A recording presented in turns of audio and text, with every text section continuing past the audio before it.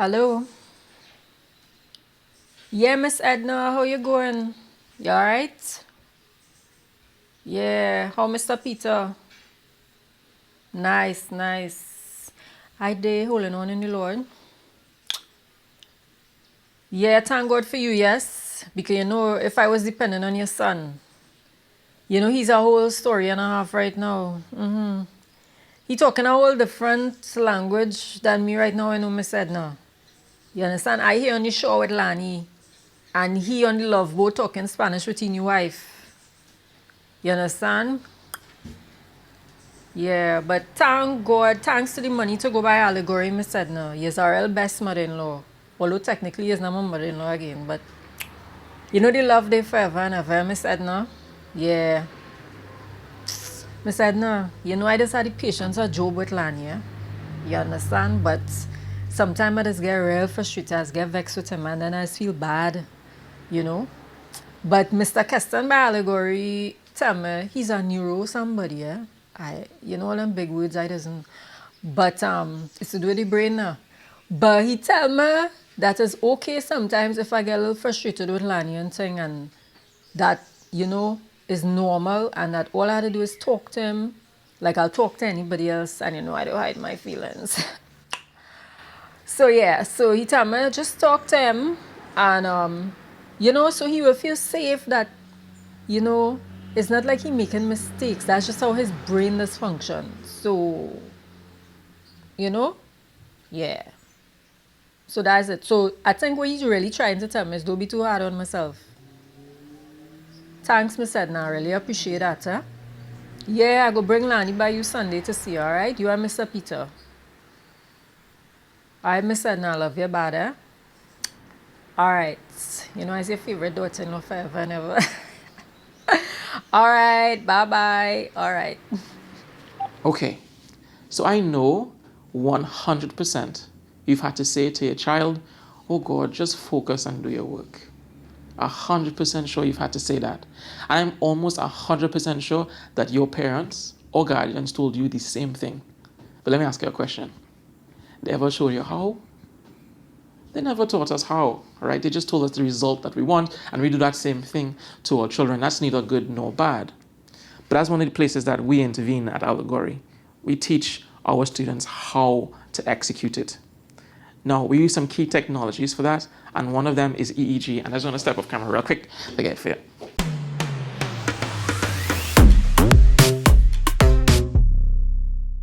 All right, so this here is an EEG device.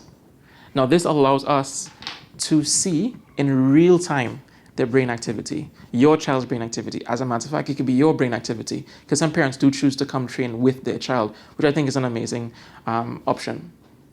All right? We use that to teach them how to regulate their brain activity.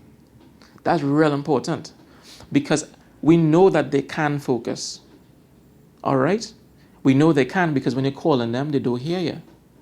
When you're doing something they want to do, they don't hear you. Same thing that's happened for your husband, same thing that's happened for your wife. They're humans. We're all humans. So here's the thing. Your brain behaves very, very stereotypically when you're in a state of high focus. It shuts out all the other stimuli that will interfere with you enjoying or processing some bits of information. Now, what we do is we know what that looks like. We know how the brain behaves when that happens, and we teach the child to turn that on when they want to. We teach the child to turn that on when they need to, and we teach the child to turn it on when you tell them to. Now, that's real important, because now when you tell them just focus, they have something that they could pull off. They have something to do. Now, they actually have other benefits to that. What we've noticed is that there's also improvements in dealing with anxiety. Just the technique in itself is anxiolytic, meaning it reduces anxiety. What we've also noticed is that we get improvements in sleep quality. Now, recently I had a client, and I had several like this. I say, well, how's the child's sleep going? And he said, I don't know, I wonder, boy. And almost always they say, you know what?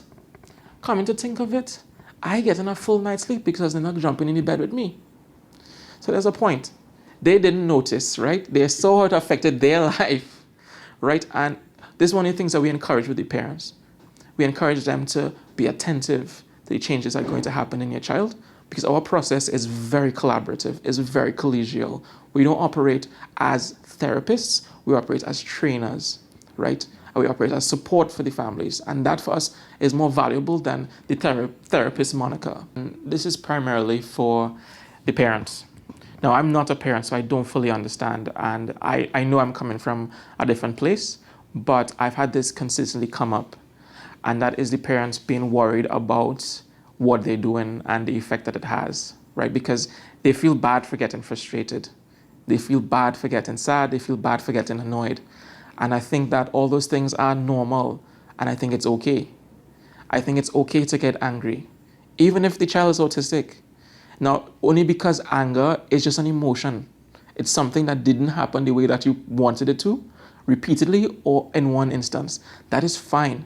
I don't think that you should be aggressive to the child. I don't think that's the point. But I think going through the full gamut of emotions that you're experiencing, and that might include crying down the place. I think all those things are real important, because if we starve ourselves from the opportunity to emote and these kinds of things, the children are going to see it. They're going to see it in us, and they're not going to feel safe. And even if you are sad, cool, tell them that you're sad. You'd be surprised at how empathetic autistics can be. They can feel it, they can sense it, right? And I think that we have to honor that. Honor the fact that we are human, honor the fact that they are human. And I think that will help us to move forward a lot quicker. Yeah, Miss Edna. Yeah, girl, I forget to tell you this earlier. Here, I want you could do me a favor. When you go to church Sunday, I want you to talk to your pastor for me. Yeah, it's have an organization called Cause and Effect. Yeah, the same one who doing the series where you just be seeing me over and over. Yeah, and they sharing all that information about autism, and you find it was helpful, right? Yeah, that same organization. I want you to talk to your pastor to make an announcement to the congregation. You will give me your number. I go talk to the pastor, but what I really want from him, tell the congregation to go to all Cause and Effect social media pages and like, share, subscribe, and donate. The Lord go bless them. Yeah, or whatever collection pick up that day, understand? You could bring it by me, I go carry it for them. Plus, they could still go and donate. Just click on the donate button. They have something called a WePay link. Once they click on that and they have credit card and thing, they could just pay in and, make a little donation and thing. And share the work, share the work. The more people get educated, the better for Lani and all other autistics, you understand? Yeah, Miss Edna, thanks. So you call me back with your number, right? All right, like, share, subscribe, and donate. All right, bye, Miss Edna. It's a different kind of mind. It is but a little different than yours and mine. It's a different kind of mind. It's an old puzzle if you